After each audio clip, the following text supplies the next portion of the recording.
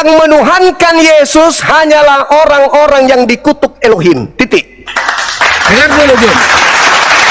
Tadi kan kau bilang, kadang-kadang perkataan Juma ini paradoks. Jadi aku nggak tahu ini, otaknya juga paradoks ini, kurasa ini.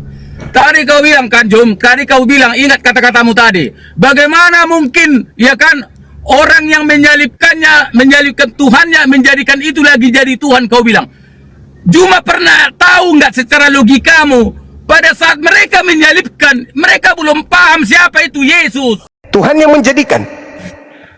Otomatis Yesus ini Tuhan bagi mereka orang-orang jahat.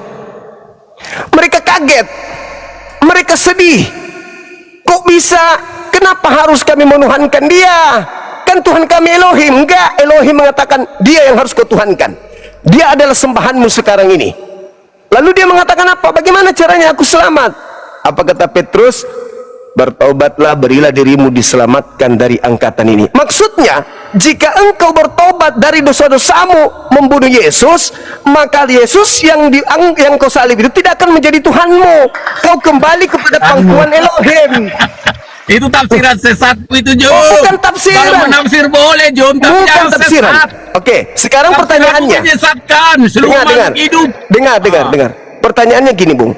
Apakah kemudian orang-orang yang menyalib Yesus senang ketika dia tahu bahwa Yesus dijadikan Tuhan untuk dirinya?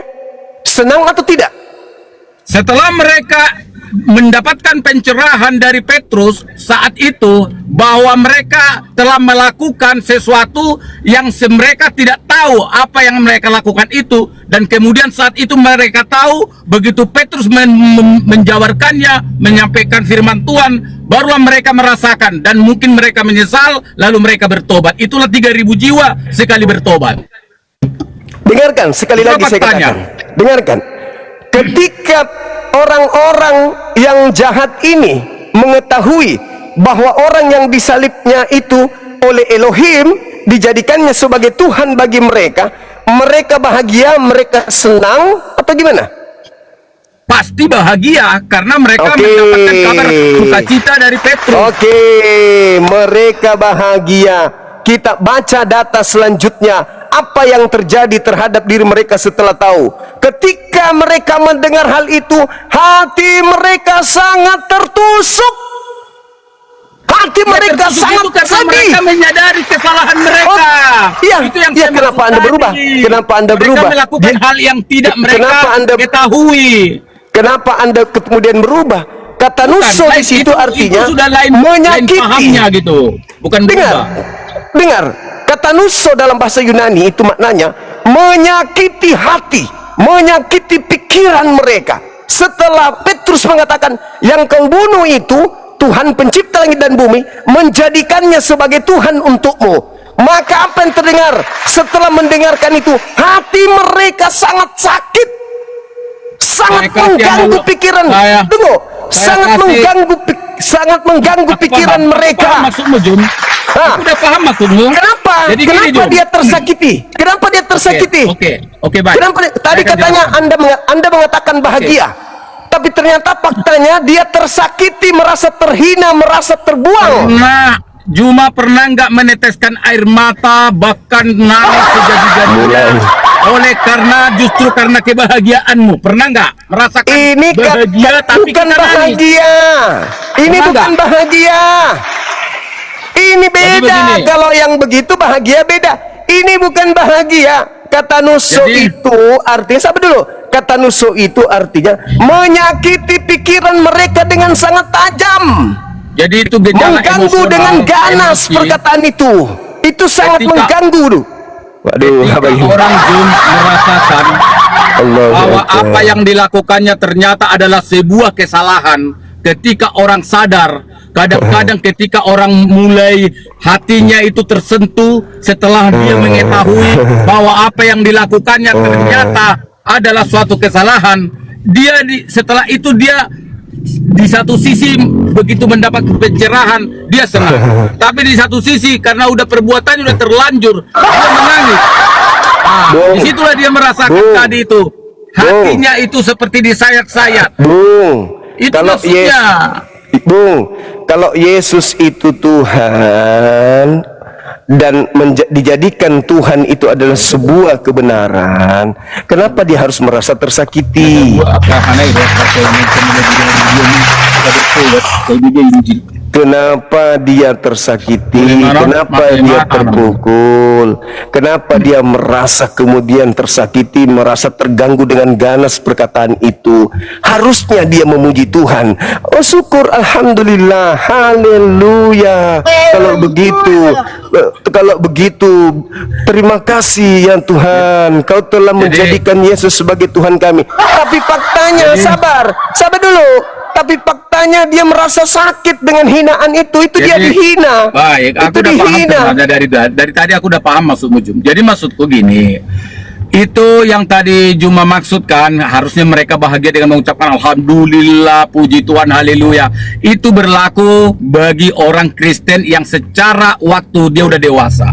Jadi karena dia udah ada di fase yang memang sudah memahaminya dengan baik. Tapi ini mereka baru perjumpaan pertama kali soal kebenaran, di mana selama ini mereka baru merasa benar waktu mereka melakukan penangkapan, pembunuhan, penyaliban Yesus itu. Dengar dulu, waktu mereka melakukan penangkapan, penyaliban Yesus itu, selama ini mereka merasa benar pada posisi itu. Tapi setelah Petrus dengan kuasa Roh Kudus menyampaikan kebenaran itu, bahwa siapa Yesus yang sebenarnya dan bagaimana Yesus itu lahir ke dunia dan bagaimana dia kemudian setelah disalib dan mati dan bangkit pada hari ketiga. Nah sekarang lihatlah, dia sudah bangkit. Dia ternyata tidak dapat ditelan oleh kematian karena nyatanya dia bangkit dan sekarang dia sudah ada di antara kita. Dia udah naik ke surga, dia udah kembali kepada Bapa di surga. Nah saat itulah dia mengejawantahkannya hal tersebut secara penuh kuasa, dan orang-orang yang menyalibkan itu kemudian mulai ada pikiran terbuka, tercerahkan oleh mereka, lalu terjadilah dalam mental dan psikologis mereka antara bertentangan dengan merasa bersalah yang sangat berat. Di satu sisi mereka bersyukur karena udah dicerahkan dengan oleh Rasul Petrus. Itu yang terjadi. Jadi kita harus bisa masuk kepada konteks di sana pada saat itu. Ketika itu terjadi, jadi antara batin mereka sendiri itu bergejolak karena mereka udah merasa berdosa, menodai tangannya dengan darah orang yang tidak bersalah, dan ternyata rupanya orang ini bukan sembarang orang setelah diketahui dari Petrus. Itu yang terjadi, Jum. Jadi itu posisinya, situasinya dramatis. Jadi tidak sama normatif seperti yang kita bayangkan.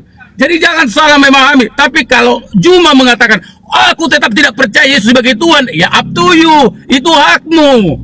Tapi jangan dipelintir, jangan disesatkan seluruh makhluk hidup, nggak boleh itu. Oke, baik, kita uji siapa yang menyesatkan. Kau, Jum. Tunggu.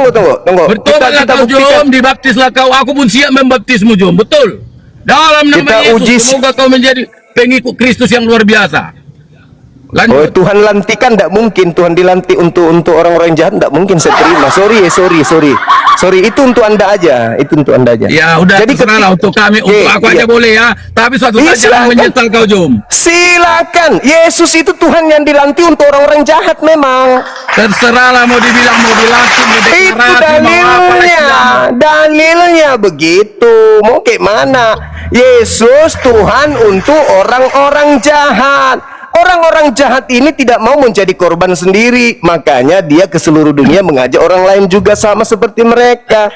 Pertanyaannya gini, Bung, yang menyalib Yesus itu ahli Taurat, betul? Betul?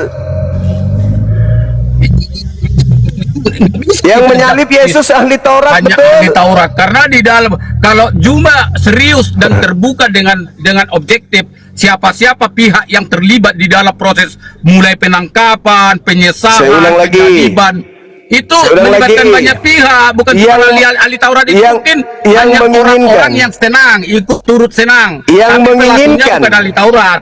Jangan bicara sendiri, Bang. Anda kan belum gila total. Ya, masih ada menjelaskan supaya Juma. Saya nggak perlu penjelasan penyembah Tuhan lantikan, nggak perlu. Yang menyalib Yesus adalah ahli Taurat, orang Farisi, mahkamah agama yang memerintahkan eksekutornya Romawi. Pertanyaan saya, apakah ahli Taurat, dari situ, orang Farisi sudah memiliki Tuhan sebelumnya? Makanya live aja. Jadi gini, kalau itu pertanyaan Juma, secara konseptual di dalam pemikiran bangsa Yahudi sebelum Kristus ada lahir ke dunia, tentu mereka memiliki Tuhan yang bernama Allah, Yahweh atau Elohim. Itu sudah pasti. Oke. Itu sudah pasti. Dalam Ya, sejarah sudah memang begitu. Jangan bicara sendiri. Dengar, ketika Anda sudah mengetahui bahwa mereka sudah punya Tuhan, lalu oleh karena kejahatannya, Tuhan mengatakan, karena kau jahat, maka orang yang kau salibkan itu, aku jadikan untukmu sebagai Tuhanmu. Sekarang, sabar dulu. Sekarang, ketika mereka menuhankan mantan mayat ini, dikarenakan kejahatannya, itu kemenangan bagi dia, atau itu adalah kehancuran bagi mereka? Kemenangan lah kalau dari konsep dosa. Terus kenapa mereka merasa bersedih dan minta bagaimana saya harus Tadi apa udah ini? saya jawab, kenapa diulang-ulang?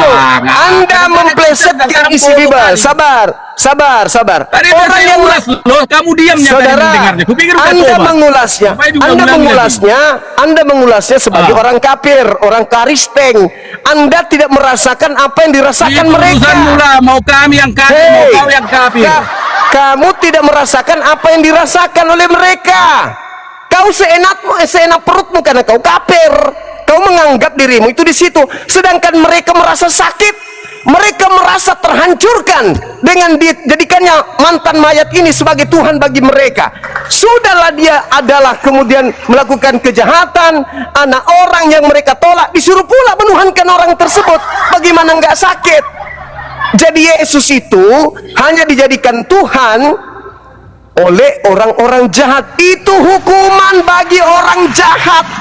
Hukuman dari Tuhan untuk orang jahat menuhankan mantan mayat.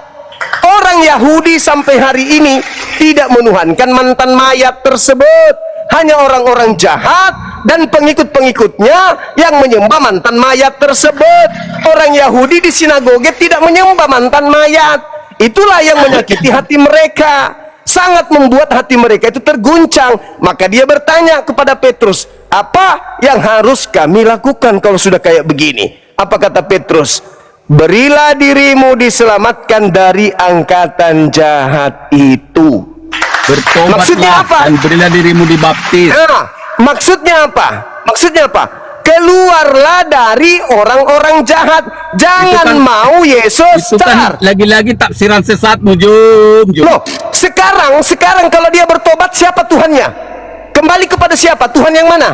Justru karena Petrus mengajak mereka bertobat itu dalam rangka untuk mempercayai Yesus Kristus sebagai Tuhan. Nenekmu kiper. Loh, nenekmu kiper. Justru disuruh Mata dia kita bertobat. dengan baik, Om, bukan matamu yang baik. Dengarkan. Dari Yesus tadi Tuhan. tahu, cuma saya Yesus ngomong. Tuhan. Yesus Tuhan untuk orang-orang jahat waktu itu kan, dilantik untuk orang jahat kan, betul nggak? Lanjut.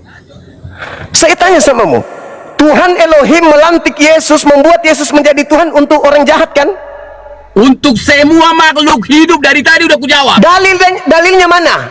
Loh, kok dalilnya mana? Dalilnya mana? Dengarkan. Dalilnya Yohanes 13. Yohanes 13. Nenekmu kiper. Yang di nenekmu situ, kiper. yang di situ yang saya Dijawab. tanya. Hoi, yang di situ yang saya tanya. Kisah para rasul itu di khotbah Petrus, di mana Yesus dilantik menjadi Tuhan untuk seluruh orang? Mana Terkait dalilnya? Yesus itu tidak hanya di dalam kitab Mana Rasul. dalilnya? Di semua kitab Mana Perjanjian Baru ada dalilnya? tentang Yesus. Mana dalilnya Tuhan Elohim menjadikan Yesus sebagai Tuhan untuk seluruh umat Aku manusia? adalah Dalil. jalan dan kebenaran dan Nenekmu hidup. kiper.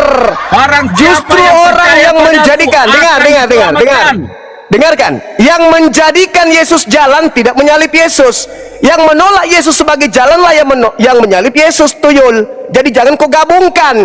Sekarang yang menyalip Yesuslah yang dijadikan Yesus sebagai Tuhan mereka. Ya, Mana makanya dalilnya? Petrus pun kan berkata kepada orang yang seperti kau anggap itu, yang kau Mana anggap yang dalilnya? melakukan kejahatan Mana itu. dalilnya? Dan Bahwa dalilnya perkataan Petrus itu sendiri. Yesus mengatakan, Yesus yang kau salibkan itu telah dijadikan menjadi Tuhan untuk siapa? Untuk kamu. Jadi aku gara-gara sambil Sekarang mana Jom. dalil? Sabar dulu. Dengar dulu, Jom. Mana Dengar dulu. dalilnya? Dengar dulu, Bung. Jom. Mana Dengar dulu. dalilnya?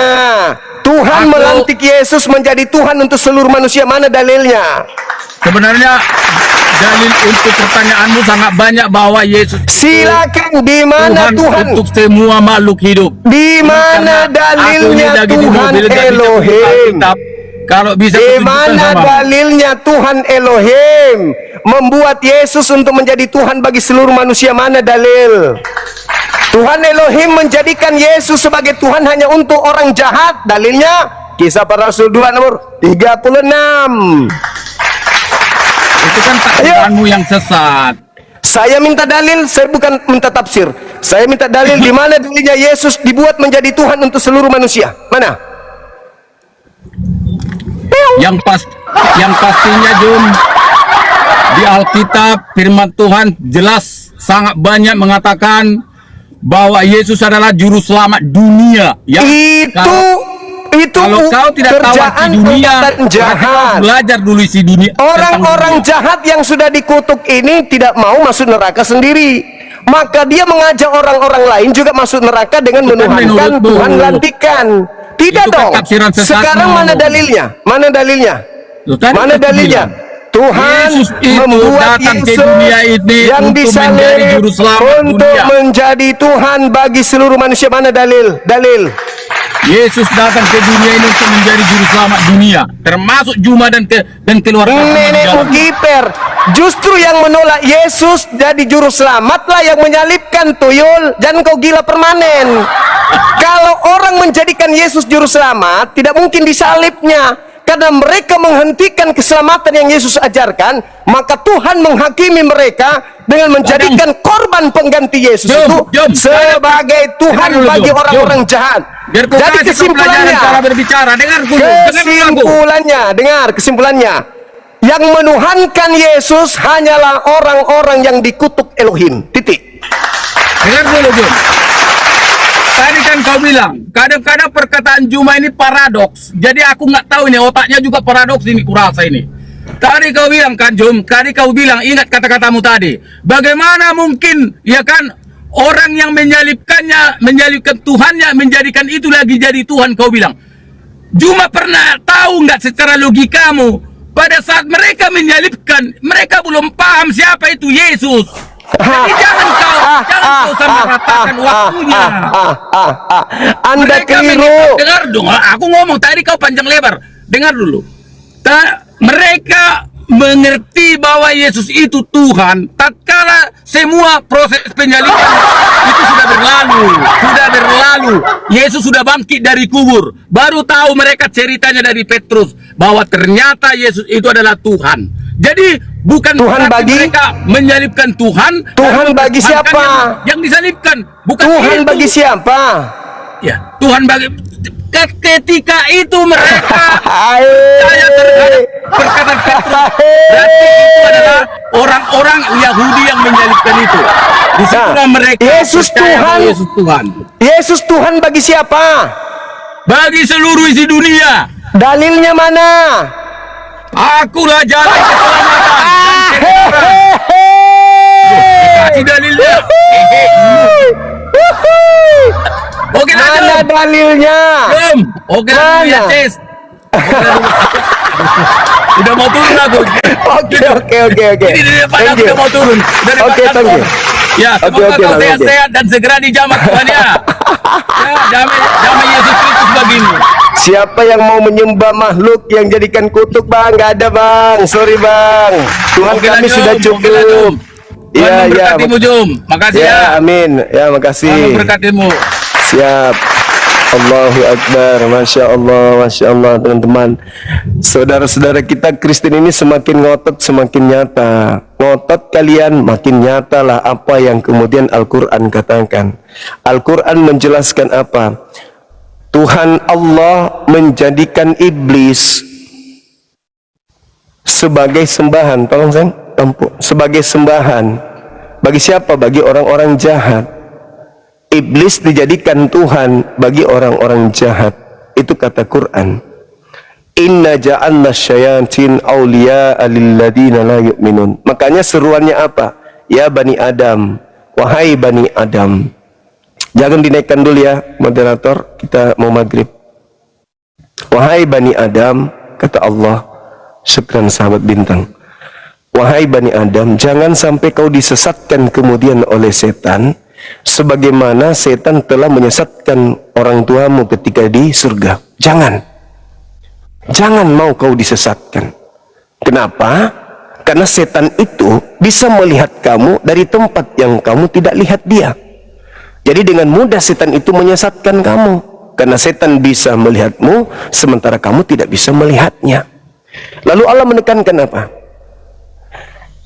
Inna ja'alna syayatin awliya lilladzina la yu'minun. Sesungguhnya aku Tuhan menjadikan iblis sebagai penolong, sebagai kurios, sebagai tuan, sebagai Tuhan bagi orang-orang yang tidak beriman. Pertanyaannya, yang menyalib Yesus ini orang beriman kepada Yesus atau tidak beriman? Tidak beriman. Maka Tuhan pencipta langit dan bumi menjadikan orang-orang yang tidak beriman ini, yang menginginkan membunuh Yesus, apa yang terjadi? Pengganti Yesus, pengganti Nabi Isa dijadikan sebagai Tuhan bagi mereka. Inna ja'alna syayatin awliya lilladzina la yu'minun. Mereka ingin membunuh Nabi Isa. Nabi Isa mereka ingin bunuh karena mereka tidak beriman kepada Nabi Isa. Tidak seperti kita, beriman kepada nabi-nabi. Mereka tidak beriman kepada Nabi Isa. Nabi Isa diselamatkan, penggantinya karena Tuhan membalas makar mereka, maka penggantinya dijadikan sebagai penolong bagi mereka. Itu yang ada di Kisah Para Rasul 2 nomor 36. Makanya Allah Subhanahu wa taala menjelaskan farikan hada wa farikan haqqa alaihimud dalalah. Sekelompok manusia sudah pantas untuk mendapat petunjuk. Siapa mereka? Yang beriman kepada para nabi, beriman kepada Nabi Isa, percaya kepada Nabi Isa, menjadi penolong ajaran Nabi Isa. Mereka ini tidak termasuk kepada orang yang kemudian masuk dalam kelompok orang yang sesat. Farikan hada, pantas mereka mendapatkan petunjuk karena mereka kemudian beriman kepada Nabi Isa, beriman kepada utusan Tuhan yang lahir tanpa ayah sebagai rasul bagi mereka untuk mengajak mereka kembali kepada jalan Allah. Wa farikan haqqa alaihimud dalalah, dan sudah pantas sebagian manusia menjadi sesat. Mereka sudah pantas menyembah makhluk, mereka sudah pantas menyembah korban yang mengganti Nabi Isa, mereka sudah pantas kemudian masuk ke dalam neraka dengan orang-orang yang pendahulu mereka. Kenapa? Karena mereka tidak beriman kepada Allah, mereka ingin mencelakakan nabi-nabi Allah, maka pantas mereka mendapatkan neraka. Yesus mengatakan dalam Matius 23 nomor 32, 33 dan seterusnya, bahkan sampai 39. Apa kata Yesus? Bagaimana mungkin kau ingin lepas, bagaimana mungkin kau lepas dari neraka jahanam, kata Yesus. Separuh dari nabi-nabi yang diutus kepadamu kau bunuh dan kau salibkan. Tuh, tidak mungkin kau lepas dari neraka. Malah kemudian kata Petrus, karena yang kau salibkan ini diakibatkan karena kebencianmu, maka Tuhan Elohim menentukan ia yang kau salib menjadi Tuhan dan Kristus. Untuk siapa?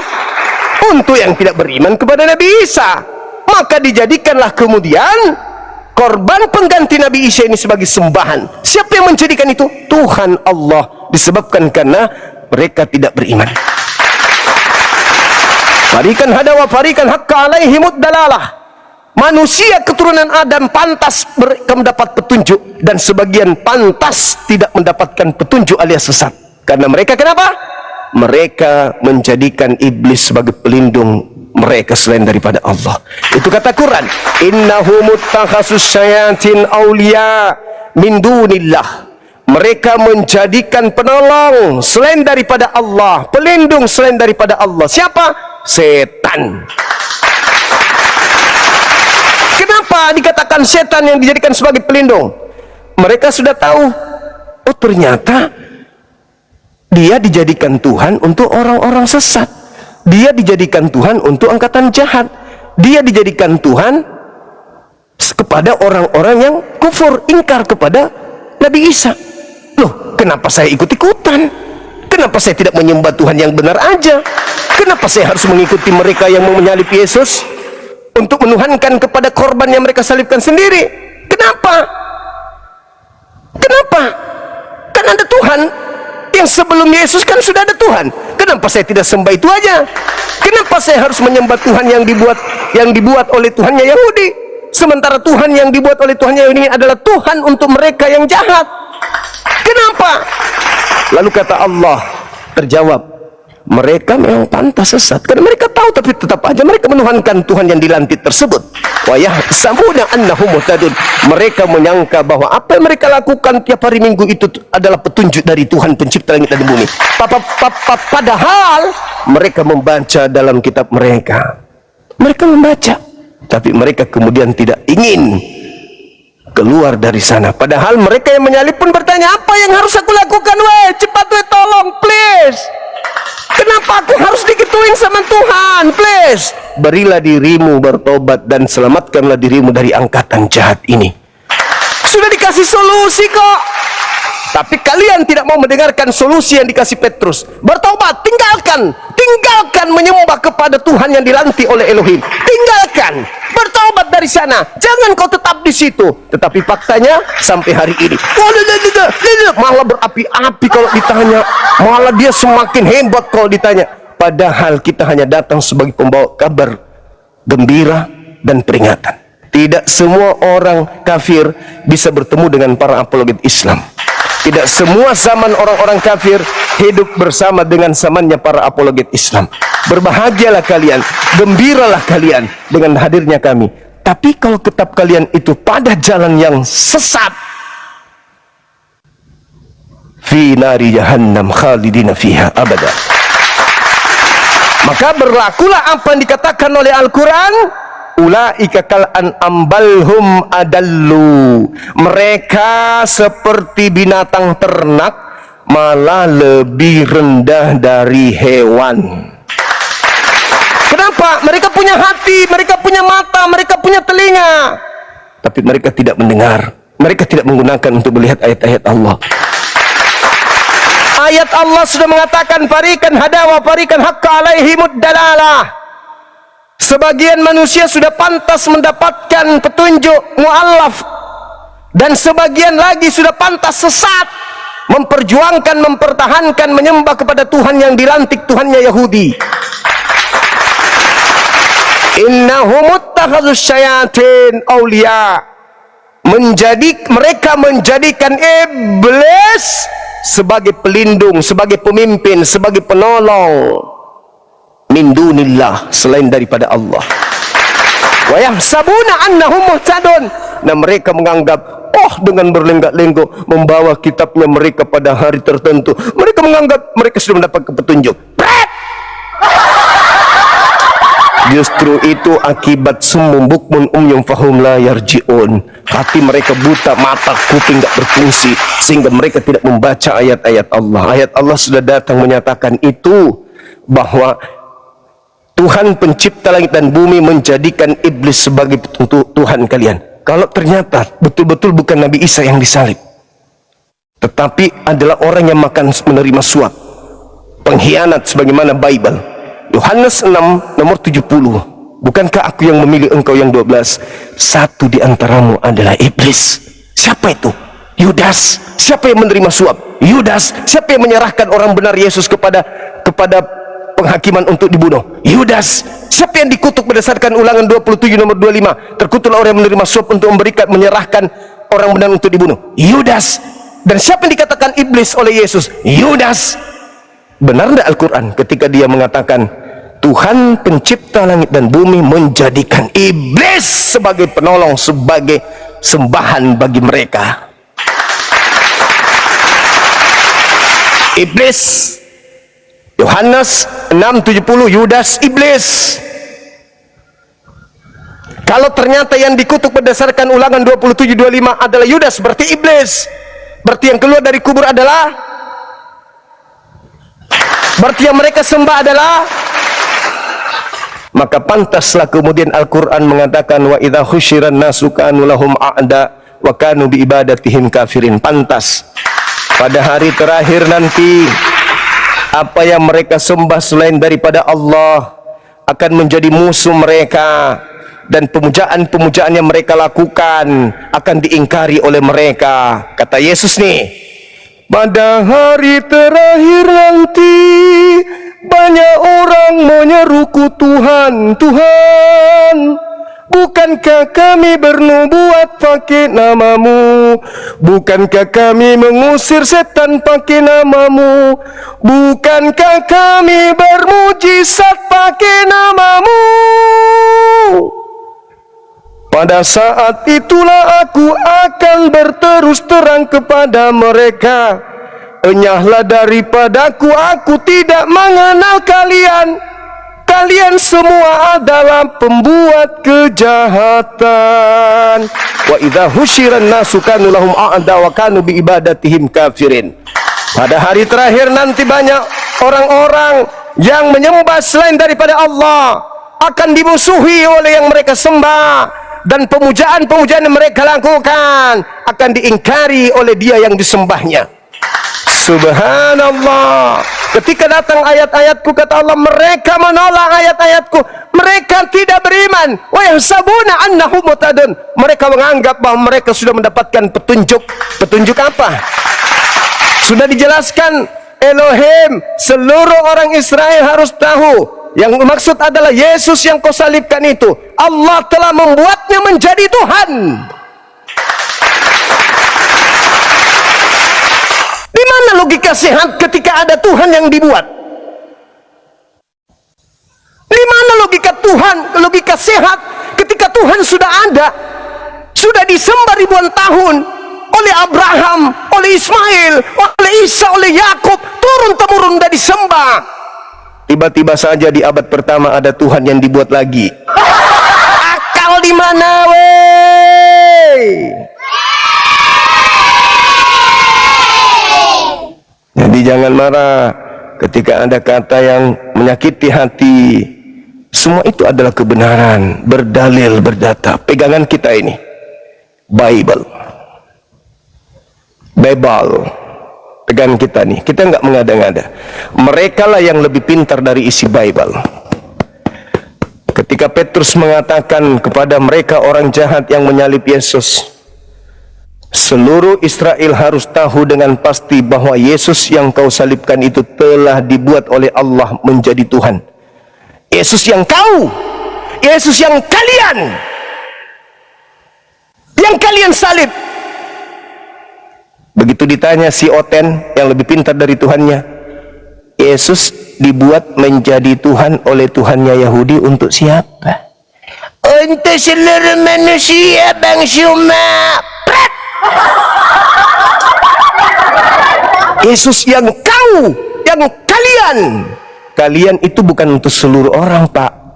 Kau itu hanya oknum tertentu, Pak. Yang menyalib di situ bukan semua orang, Pak. Tetapi hanya untuk mereka yang kufur, ingkar, tidak beriman kepada Yesus Nabi Isa alaihissalam. Takbir! Allahu Akbar, Allahu Akbar. Begitu saudaraku. Jadi please, mari ajak pendeta-pendeta kalian hadir, hadapi Bang Suma untuk berdiskusi dengan baik. Jangan marah, jangan emosi, jangan tendensius kebencian. Jangan. Murni kita diskusi, gunakan data. Pegangan saya Bible dan Al-Quran. Pegangan Anda? Doktrin dogma jauh-jauh dari saya. Doktrin dogma jauh-jauh dari saya. Anda punya ilmu? Sini, diskusi dengan Bang Zuma. Oke, teman-teman sekalian, di sini sudah waktunya ibadah menyembah kepada Tuhan yang disembah oleh para nabi, termasuk Nabi Isa alaihissalam. Sudah maghrib di kota Makassar ini. Saya mohon maaf ketika ada kata-kata yang kurang berkenan, ada kalimat yang mungkin tidak sopan kepada saudara-saudara saya Muslim. Saya mohon maaf yang setinggi-tingginya. Ya, terima kasih juga atas dukungannya, atas atensinya. Kemudian tap-tap layarnya 1M lagi teman-teman, Masya Allah. Cuman ini yang love orange ini belum pernah tembus 10k. Mana tahu bisa nanti 10k teman-teman. Ternyata itu mempengaruhi logaritma tampilan komal kita, akun kita ini di seluruh pertiktokan dunia. Jadi kalau dia semakin tinggi, maka dia semakin sering, kalau di scroll itu semakin besar peluang untuk masuk ke HP orang-orang. Sehingga ketika scroll, apa ini kok heboh masuk, apa ini kok heboh masuk, sehingga komal kita ini penuh dengan orang-orang yang ingin belajar tentang perbandingan agama. Jadi mari jangan malas untuk tap layar, untuk posting ulang, untuk love orange-nya jangan malas, supaya banyak orang yang tercerahkan. Kan enak juga tuh kalau misalnya antri orang Kristen naik, kan enak.